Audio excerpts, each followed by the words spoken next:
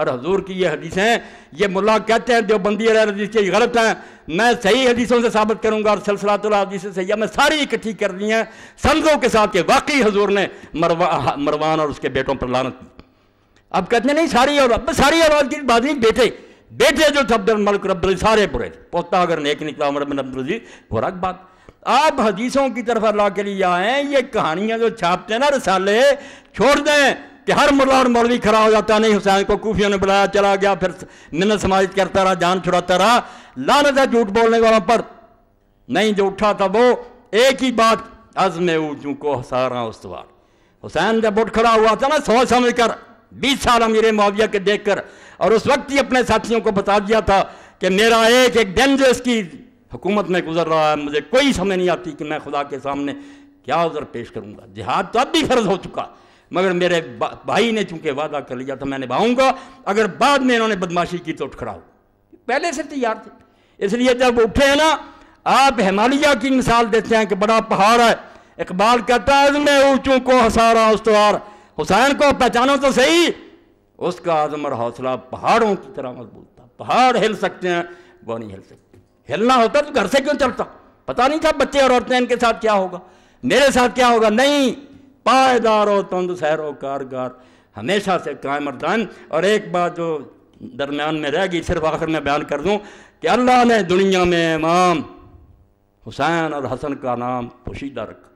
یہ میں مدینہ شریف سے لایا، موجم ما یخص اہل بیت النبی، حوالوں کے ساتھ اللہ کے بندے نے سعودی عالم نے لکھی ہے، بہت عمدہ بات، کشنوں کے حوالے سے لکھی۔ میں نے امام جعفر صادق رحمۃ اللہ علیہ سے پڑھا تھا مگر میں اس کو نہیں پیش کر، میں نے اس کو پڑھا کہ سارے نام دنیا میں رکھے جاتے رہے مگر حسن اور حسین نہیں رکھا گیا۔ اللہ نے بچا کر رکھا اس کو کہ یہ محمد آئیں گے صلی اللہ علیہ وسلم تو ان کے نواسوں کا نام، اور یہ بات کوئی معمولی نہیں، ساری دنیا میں لوگ پیدا ہوتے رہے، یحییٰ نام کا کوئی نہیں آیا۔ جب فرشتوں نے بشارت دی زکریا علیہ السلام کو تو کیا کہا تھا اس وقت؟ وَلَمْ نَجْعَل لَهُ مِن قَبْلُ سَمِيًّا، ہم نے اس نام کا کوئی آدمی اس سے پہلے نہیں پیدا۔ یعنی یحییٰ کو یہ فضیلت اللہ نے دی کہ یحییٰ اسی کو ہم نے نام دیا اور کسی کو نہیں۔ یہی بات اللہ کی قسم دنیا میں یہ پڑھیں، حوالہ دت قال المفضل حجب اللہ ہذین اسمین ان یسمى بحتى سمى بالنبی صلی اللہ علیہ وسلم ابن علیہ السلام۔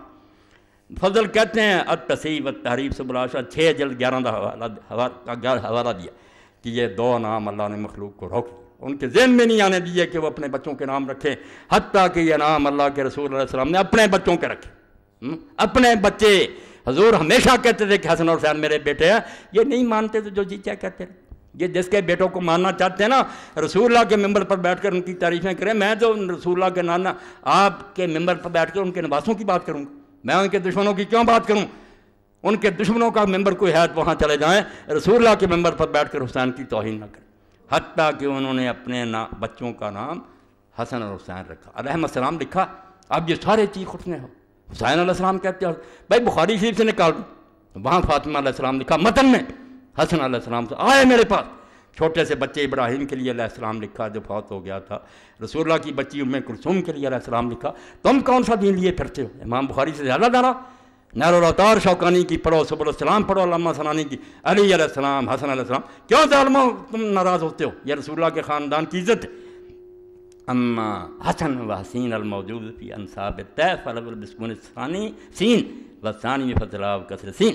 وہ کہتے ہیں بنو طے جو حاتم طائی کا قبیلہ وہاں مل جاتے ہیں حسن حسین، حوالہ دیا لغت نویس نے کہ وہ حسن ہے، سین پر جزم ہے، حسن، یہ حسن ہے پر بھی زبر، سین پر، یہ حسن ہے رسول اللہ کا بچہ، وہ حسن، سین پر جزم۔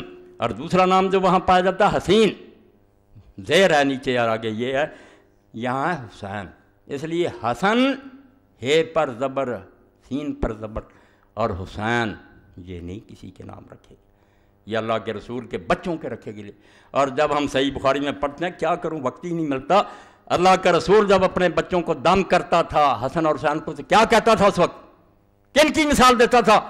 فرماتا تھا اللہ کا رسول علیہ الصلوۃ والسلام کہ یہی وہ دم ہے جو میرا باپ ابراہیم اپنے بیٹے اسماعیل اور اسحاق پر کرتا تھا۔ کن کا حوالہ دیتا تھا؟ حسن اور حسین کو کن کے ساتھ ملاتا تھا کہ جیسے میرا باپ ابراہیم اسماعیل اور اسحاق کو دم کرتا تھا، میں انہی الفاظ کے ساتھ اپنے بچے حسن اور حسین کو دم کرتا۔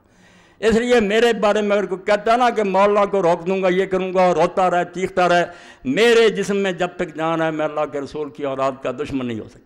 میرے جسم میں یہ سما گئی ہے اور میں سمجھتا ہوں کہ میری سب سے بڑی سعادت یہی ہے کہ میرے پاس اور کچھ بھی نہیں ہے، تو ایک بات ہے کہ میں رسول اللہ کی اطرت کا اور حضور کی اولاد کا خادم ہوں، ان کے پاؤں کا گرد راہ اپنے آپ کو سمجھتا ہوں، اور یہ کوئی جذباتی بات نہیں۔ میں نے اس پر ہزاروں دفتر پڑھے ہیں، حدیث کے، تاریخ کے، تفسیر کے، فقہ کے، علم کرام کے۔ یہ باتیں صرف تاریخ میں نہیں، ہر جگہ بحث ہوئی ہے۔ تفسیر کی کتابوں میں علماء نے بحث کی ہے، حدیث کی کتابوں میں بحثیں ہوئی ہیں، فقہ میں آئی ہے۔ اس لیے ان دفاتر کو تم دریا برد کرنا چاہتے ہو اور ممبر رسول پر بیٹھ کر جھوٹ بولتے اور رسالے لے کر چاہتے ہو کہ اس آسمان جیسی روشن بات درمیان امتاں کہواں جناب ہم تو حرف قرح واللہ در کتاب۔ کہتا حسین کو سمجھنا ہے تو جیسے قرآن مجید میں سورہ اخلاص ہے نا سب سے اعلیٰ، اس طرح امت میں اس وقت ان سے بہتر کوئی نہیں تھا۔ وہ کہواں جناب آسمان کا بلند ستارہ تھا، تم پاؤں کے نیچے رونا چاہتے، جاؤ رونتے رہو، تمہارا عشر اللہ تعالیٰ یزید اور شمر اور ابن زیاد کے ساتھ کرے، اور اللہ تعالیٰ قیامت کے دن مجھے اپنے رسول اور اس کی اولاد کے قدموں میں جگہ دے دے، میں ان کا ایک ادنا غلام اور کتا بن لوں۔ میرے لیے بھائی یہی سعادت ہے، آپ جو پسند کرنا چاہتے کریں۔ وآخر دعوانا ان الحمدللہ رب العالمین وصلی اللہ تعالیٰ علی خیر خلقہ محمد وآلہ واصحابہ اجمعین۔ الحمدللہ وسلام علی عبادہ الذین اصطفیٰ۔ اعلان: خلافت راشدہ منٹگمری بازار کانفرنس 12 فروری بروز اتوار بعد نماز عشاء خلافت راشدہ کانفرنس منعقد ہو رہی ہے، جس میں جید علماء کرام تشریف لا رہے ہیں۔ شرکت کی پرزور اپیل ہے۔ منٹگمری بازار فیصل آباد 12 فروری بروز اتوار بعد نماز عشاء۔ تحریک اسلامی کا اجتماع پرسوں بروز اتوار مورخہ 13/2/5 وقت 9 بجے شروع ہوگا۔ احباب شرکت فرمائیں۔ ماہ فروری کا حفظ مسجد کے گیٹ پر حاصل کر لیں۔ قاری شفیع اللہ صاحب سے رسالہ لے لیں۔ موجودہ اسلامی مہینوں کے نام کب اور کس نے رکھے تھے؟ اسلامی مہینوں کی ترتیب یعنی پہلا اسلامی مہینہ محرم الحرام کے اصدار میں کس نے تجویز؟ برائے مہربانی سوالوں کے جواب دے کر مشکور میں لمبا ہو جائے گا۔ خلاصہ یہ ہے کہ 17 ہجری میں 17 ہجری حضرت عمر رضی اللہ عنہ نے اس بارے میں مشورہ کیا کہ یہ خط جو آتے ہیں اور حساب کتاب صوبوں سے آتا ہے، اس میں لکھا ہوتا ہے شعبان میں یہ کرو، رمضان میں کرو، مگر کوئی پتہ نہیں چلتا کہ پچھلے رمضان کی بات ہے آگے کی۔ اس لیے مسلمانوں کو بھی چاہیے کہ اپنا کوئی سان مقرر کریں۔ تو اس وقت پھر حضرت علی رضی اللہ عنہ اور دوسرے صحابہ کے مشورہ سے یہ سان ہجری مقرر ہوا۔ 17 ہجری تھی، حضرت امیر المومنین عمر رضی اللہ تعالیٰ عنہ کا زمانہ تھا، اور پھر سب نے یہی تجویز کیا کہ محرم کا مہینہ جو ہے اس کو ابتدا کے لیے چننا چاہیے، کیونکہ آپ کو پتہ ہے کہ 12 مہینے سال کے، جن میں سے 4 مہینے اربعۃ حرم ادب کے مہینے ہیں، 4 حرام کیے اللہ نے، 3 اکٹھے ہیں، ذی القعدہ، ذی الحجہ اور یہ محرم۔ یہ حج کے لیے عربوں نے مقرر کیے تھے، اللہ نے انہیں ہدایت دے دی، ورنہ حج نہیں ہو سکتا تھا۔ جس طرح عرب کے حالات تھے، حرم سے باہر تو لوگ اس کے لیے جاتے تھے، ڈاکے پڑتے تھے، حج کے لیے اللہ نے ان کے دلوں میں ڈال دی کہ یہ 3 مہینے تلواریں میان میں کر لیتے تھے۔ ڈاکوؤں کے قبیلے بھی کیل ٹھوک دیتے تھے اپنی تلواروں پر، کیا اپنی چھیڑ 2 مہینے آنے جانے میں لگتے، محرم تک پھر اپنے گھروں میں یہ 3 جو مہینے تھے یہ حرام اکٹھے، اور ایک رجب ہے جو عمرے کے لیے رکھا ہوا تھا کہ بعد میں عمرے کے لیے آتے تھے، پھر لوگ جب سفر کے نشان مٹ جاتے تو 4 مہینے۔ تو یہ حرام مہینہ جو ہے، حرام کہتے ہیں ادب والا، حرام وہ نہیں کہ نجائز، ادب والا مہینہ، تو حضرت عمر رضی اللہ تعالیٰ عنہ کے زمانہ میں ہی ہوا۔ اچھا، فتاوی آن لائن کی ویڈیو کے سی ڈی جو ابھی تک ریکارڈ ہو رہی حکیم امجد سلام سے مل سکتی ہے۔ فتاوی آن لائن پر میں جو جواب دیتا ہوں۔ تبرک پیش خدمت میں مہربانی فرمائیں۔ کلمہ طیبہ یا حی یا قیوم آیت کریمہ، یہ مولانا فقیہ اللہ صاحب کے بچے نے یہ ساری تیار کی ہیں گھروں میں سجانے کے لیے، بہت اچھی چیزیں ہیں، ان سے لے لیں، بابرکت کلمے اپنے گھروں میں ہونے چاہیے۔ ہم نے 2 ماہ پہلے اعلان کیا تھا مولانا کے ساتھ عمرہ کرنے کا، یہ اعلان دوبارہ سن لیں، دہرایا جا رہا ہے۔ 20 کے قریب لوگوں نے نام لکھا دیے تھا، وقت قریب آ رہا، لکھا دے نام انشاءاللہ۔ ہم نے 2 ماہ پہلے اعلان کیا تھا مولانا صاحب کے ساتھ عمرہ کرنے کا، تقریباً 20 آدمیوں نے نام لکھوائے تھے۔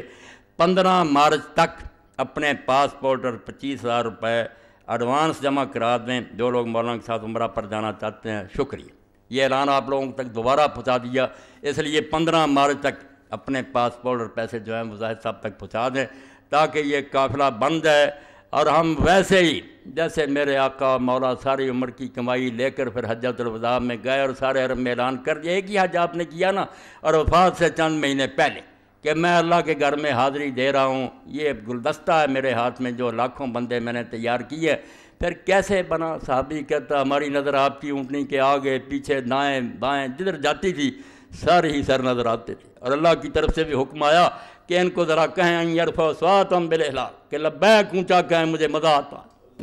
تو وہ قافلہ کیسا تھا؟ اور جب حضور نے یہ اعلان بھی کر دیا کہ یہ شاید میری تمہاری آخری ملاقات اور پھر تم مجھے نہ دیکھ سکو، اس لیے سارا عرب آ گیا۔ اور حدیث پاک میں آتا عورتیں آ رہی، بچے آ رہے ہیں میدان عرفات میں مینا میں آپ کی اونٹی گرد، اور سارے ایک دوسرے کو کہتے ہاذا محمد ہاذا یہ اللہ کا رسول ہے، بھائی سیر ہو کر دیکھ لو۔ حضور نے اعلان کر دیا کہ پھر ملاقات نہیں ہوگی، اس لیے کوئی پتہ نہیں کہ زندگی کا یہ آخری سفر ہو، تو اگر لوگ کچھ جانا چاہتے ہیں تو اللہ توفیق دے تو ساتھ چلیں انشاءاللہ۔ میرے اور آپ کے لیے یہ سفر اللہ ببرکت کرے گا۔ اللہم صلی علی سیدنا و مولانا محمد وعلی آل سیدنا و مولانا محمد وبارک وسلم۔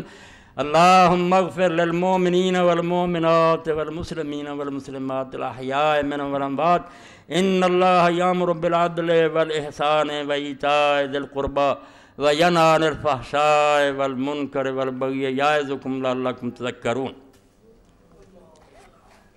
محمد وآلہ وصحبہ اجمعین۔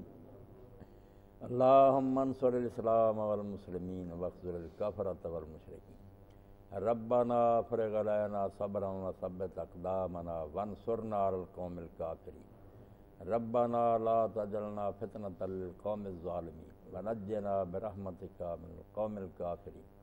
اللہم احسن عاقبتنا فی الامور کلها واجرنا من خزي